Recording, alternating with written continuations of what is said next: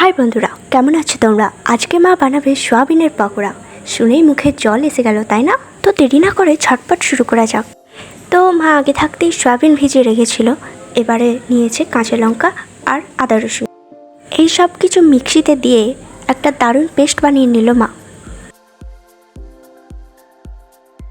Paste ready. এবার এর মধ্যে নুন, হলুদ গুঁড়ো, চাট মশলা, বেসন, কর্নফ্লাওয়ার, সয়া সস আর একটু তেল দিয়ে মা মাখিয়ে নেবে। তোমরা ভাবতে পারো মা লঙ্কার গুঁড়ো দিল না কেন? আসলে মা কাঁচা লঙ্কা আগেই সয়াবিনের সঙ্গে পেস্ট করে নিয়েছে, তাই আলাদা করে আর লাগেনি।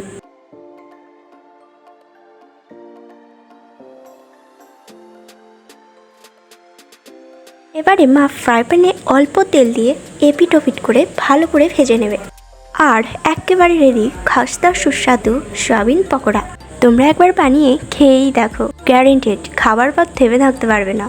ভিডিও ভালো লাগলে একটা লাইক দিও আর কমেন্টে লিখে জানাও তোমরা কবে এই রেসিপিটা ট্রাই করবে। আর হ্যাঁ, চ্যানেলটা সাবস্ক্রাইব করতে ভুলো না। বাই।